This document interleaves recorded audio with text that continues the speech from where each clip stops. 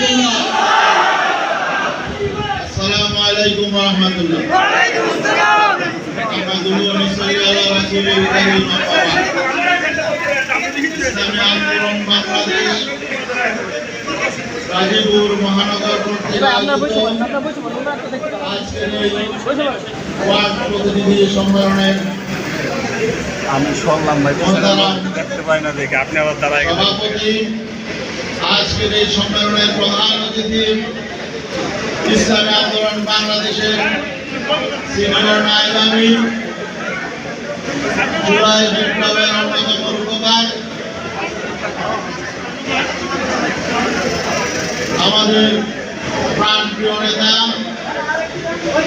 শাহীদ চরমনাই, উপস্থিত ইসলামী আন্দোলন বাংলাদেশের কেন্দ্রীয় নেতৃবৃন্দ, গাজীপুর মহানগরীর নেতৃবৃন্দ, গাজীপুরের বিভিন্ন থানা শাখার নেতৃবৃন্দ এবং গাজীপুর মহানগরীর 57টি ওয়ার্ডের আমার প্রাণপ্রিয় নেতৃবৃন্দ, আজকে আমি শুরুতেই এই অনুষ্ঠানের শুভাগমন করার জন্য, যদিও আমি কেন্দ্রের দায়িত্বে আছি, গাজীপুর মহানগরের একজন কর্মী হিসাবে, একজন গাজীপুর মহানগরের অধিবাসী হিসাবে আমি আমাদের নেতা ইসলামী আন্দোলন বাংলাদেশের সিনিয়র নায়েব আমির শাহীদ চরমনাইয়ের প্রতি কৃতজ্ঞতা প্রকাশ করছি। আলহামদুলিল্লাহ।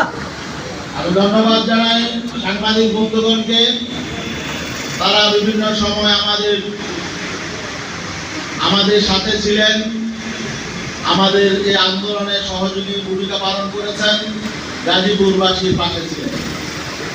পাশাপাশি আমি গাজীপুর মহানগরকে ধন্যবাদ জানাই, আজকে যারা উপস্থিত হয়েছেন গাজীপুরের 57টি ওয়ার্ডের নেতৃবৃন্দকে ধন্যবাদ জানাই, কৃতজ্ঞতা জানাই। আলহামদুলিল্লাহ, গাজীপুর মহানগর আর ইসলামী আন্দোলন বাংলাদেশের জন্য একটি ঘাঁটি, এটা বিগত দিনেও প্রমাণ হয়েছে। আর বর্তমানে 5 আগস্টের পর নতুন বাস্তবতায় ইসলামী আন্দোলন বাংলাদেশের কর্মীরা জুলাই আগস্ট বিপ্লবে যেমন গাজীপুরের প্রতিরোধ গড়ে তুলেছিল, তেমনি ভাবে 5 আগস্টের পরে মানুষের জানমাল রক্ষায়, এমনকি গাজীপুর মহানগরের সংখ্যালঘুদের নিরাপত্তায়, তাদের বাড়িঘর, মন্দির, ব্যবসা প্রতিষ্ঠান পাহারা দেওয়ারও ভূমিকা পালন করেছে। তারা সঠিকভাবে দায়িত্ব পালন করেছে এবং গণমানুষের আস্থা অর্জন করতে সক্ষম হয়েছে। পরবর্তীতে 5 আগস্টের পরে আমরা দেখেছি যে একটি শ্রেণী বিভিন্নভাবে, আগে যেমন ফেসিবাদী শক্তির গুন্ডারা যেমন লুটপাট করত, চাঁদাবাজি করত, অবস্থার পরিবর্তনের পরে আমরা দেখেছি গোটা বাংলাদেশের মতো গাজীপুরও এক নতুন শ্রেণীর চাঁদাবাজের সৃষ্টি হয়েছে। আল্লাহর অশেষ মেহেরবানি, গোটা বাংলাদেশে কোন জায়গায় এত প্রতিরোধ করে ওঠে নাই। আমাদের গাজীপুর মহানগরের ইসলামী আন্দোলন বাংলাদেশ স্থানীয় ব্যবসায়ীদেরকে নিয়ে এবং অন্যান্য সংগঠনকে নিয়ে এই গাজীপুর মহানগর থেকে যেভাবে আমরা চাঁদাবাজদের বিরুদ্ধে প্রতিরোধ করে তুলেছি, বাংলাদেশ অন্য কোথাও তা হয় নাই। আমরা পরিষ্কার বলতে চাই, আমাদের 57টি ওয়ার্ডের সব জায়গায় আজকে নতুন যেসব চাঁদাবাজার তৈরি হয়েছে, মানুষের নিরাপত্তার জন্য আমাদেরকে তাদের প্রতিরোধ করতে হবে, জনগণকে সাথে নিয়ে এবং বেশিরভাগ বিরোধী অন্যান্য সহযোগী সংগঠনকে সাথে নিয়ে নতুন চাঁদাবাজদেরকে প্রতিরোধ করতে হবে। আমরা আগের রাজনীতি চাই না, লুটতরাজ চাই না, আগে যেভাবে মানুষ হয়রানির শিকার হয়েছে এটা আমরা চাই না। যারা হয়রানি করবেন, যারা চাঁদাবাজি করবেন, যারা লুটপাট করবেন, জনগণকে সাথে নিয়ে তাদের বিরুদ্ধে আমরা প্রতিরোধ করে দেব। আজকে আমরা দেখছি নতুন বাস্তবতায়ও আজকে যারা পুরাতন ফেসিবাদের দোষর ছিল, বিভিন্ন সময় দেশকে অস্থিতিশীল করে তুলেছে, তারা দেশ নতুন ভাবে এগিয়ে যাক, দেশের সংস্কার হোক, উন্নয়ন হোক, অগ্রগতি হোক, প্রশাসন গতিশীল হোক, এটা তারা চায় না। এই জন্য আপনারা লক্ষ্য করেছেন আজকে সচিবালয়ের একটা শ্রেণী সচিবালয়ের ভিতরে একটা শ্রেণী গোলমাল করছে, অস্থিরতা তৈরি করছে। সচিবালয়ে তারা গেট বন্ধ করছে, তালা দিচ্ছে, বিভিন্ন অফিস আদালতে তালা দিচ্ছে। তার মানে কি?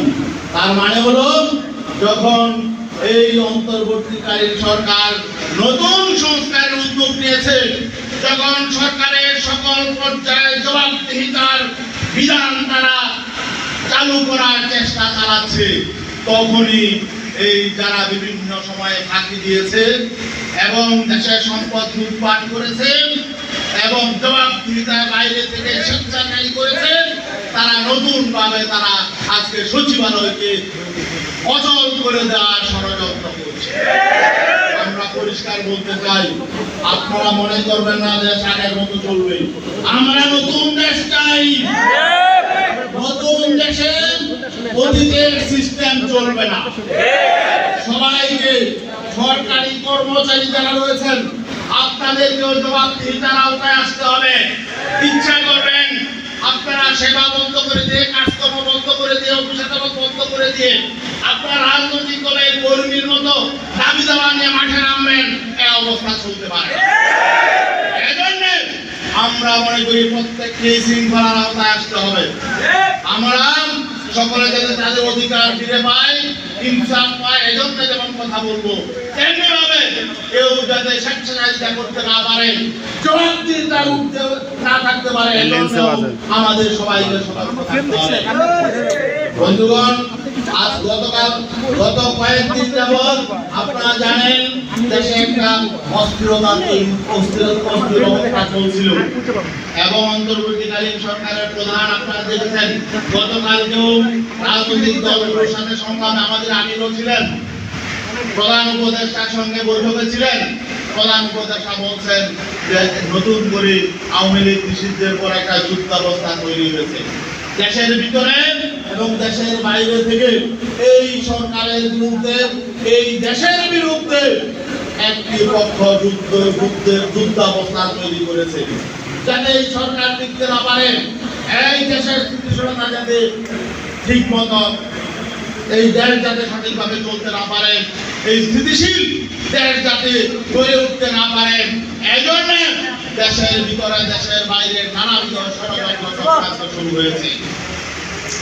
আমরা কিছুটা হলেও বুঝতে পারছি এই ষড়যন্ত্র চক্রান্তের পিছনে এই পরাজিত বেশিরভাগ আওয়ামী লীগের দোসররা যেমন আছে, তেমনি ভাবে চ্যানেলে যাবে একটি বড় রাজনৈতিক দল এখন যারা মনে করছে স্বাধীনতায় যাবে, তাদের দেরি সইতেছে না। তারাও এই অস্থিরতার পিছনে তারাও ভূমিকা পালন করছে। তারা সরকারের সহযোগিতা করতে চাচ্ছে না, তাদের দেরি সইছে না। তারা পুরাতন বন্দোবস্তের মধ্যে ফিরে যেতে চায়, তারা নতুন বন্দোবস্ত চায় না, তারা নতুন দেশ চায় না। আমাদের সতর্ক থাকতে হবে। এদেশকে আমরা দুই একটা রাজনৈতিক দলের কাছে আমরা বন্ধক দিই। মনে রাখতে হবে, জনগণ যেমন, এদেশের ছাত্র জনতা যেমন 24 জুলাই 5 আগস্ট এক মহাপরাক্রমশালী ফেসিবাদী স্বৈরাচারকে উৎখাত করেছে, তারা নতুন স্বৈরাচারকেও দাওয়াত দিবে ইনশাআল্লাহ। ভুলে যান অতীতে যে রাজনীতি করেছেন, এগুলো ভুলে যান। আমরা পরিষ্কার বলেছি, কিছু রাজনৈতিক দল আছে চাঁদাবাজি বন্ধ হলে এদের কর্মী থাকবে না, দুর্নীতি বন্ধ হলে এদের নেতা থাকবে না। আগামী দিনে রাজনীতি হবে, আগামী দিনে নির্বাচনের স্লোগান হবে চাঁদাবাজ দুর্নীতিবাজদের উৎখাতের স্লোগান নিয়ে। আগামী দিনের স্লোগান হবে কি? চাঁদাবাজ উৎখাত করো, দুর্নীতিবাজ প্রতিহত করো। ঠিক কি ভাই? আপনার চাঁদাবাজের বিরুদ্ধে, দুর্নীতিবাজের বিরুদ্ধে মানুষকে ঐক্যবদ্ধ করবার, যারা স্বাধীনতা সার্বভৌমত্বের বিরুদ্ধে, যারা বিভিন্ন রকম ষড়যন্ত্র চক্রান্ত করছে, আর বর্তমান অন্তর্বর্তীকালীন সরকারকে যারা কাজ করতে দিচ্ছে না, যারা সংস্কার কার্যক্রমে বাধাগ্রস্ত করছে, তাদেরকে আমরা বলতে চাই আপনারা দেশটাকে আবার পেছনের দিকে নিয়ে যাবেন না। আপনারা সহযোগিতা করুন। যদি আবার নতুন সংকট তৈরি হয়, সংকটে শুধু এই সরকারে যারা তারা পড়বে না, সংকটে শুধু টুপিওয়ালারা পড়বে না, আপনারাও সংকটে পড়বে, কেউ বাঁচতে পারবেন না। সবাই আমরা চাই সবাইকে নিয়ে দেশটাকে গড়ে তুলতে। আপনারা সতর্ক থাকবেন, সজাগ থাকবেন। আরেকটা বিষয় হলো, আমরা আগামীতে যে জাতীয় নির্বাচন আসছে, জাতীয় নির্বাচনের ব্যাপারে বর্তমান সরকার বলেছে ডিসেম্বর থেকে জুনের মধ্যে নির্বাচন হবে। আর কিছু কিছু রাজনৈতিক দল বলছে, আলটিমেটাম দিচ্ছে যে ডিসেম্বরেই নির্বাচন হতে হবে। কেন আলটিমেটাম? এবং এই জন্য তারা আন্দোলনেরও ডাক দিচ্ছে। আবার আমি পরিষ্কার নাম ধরে বলতে চাই, এই জাতীয় জাতীয়তাবাদী দল বিএনপির একজন নেতা কয়েশ্বর চন্দ্র রায়কে আপনারা সবাই দেখছেন মিডিয়াতে, কি বলেছে? এই বর্তমান সরকার নাকি ক্ষমতায় থাকার জন্য মৌলবাদীদেরকে ঐক্যবদ্ধ করছে। মৌলবাদী কারা? মৌলবাদী বলছেন আওয়ামী লীগ যাদেরকে মৌলবাদী বলতো তাদেরকে। আওয়ামী লীগ কি আপনাকে বিএনপিতে তাদের দায়িত্ব পালনের জন্য আগের থেকে ঠিক করে রেখেছে? সাবধান হয়ে যান, আওয়ামী লীগের ভাষায় কথা বলবেন না। ইসলামপন্থী শক্তির কাছে এদেশ নিরাপদ, মানুষ নিরাপদ। অতএব আগে সেই ইতিহাস ভুলে যান।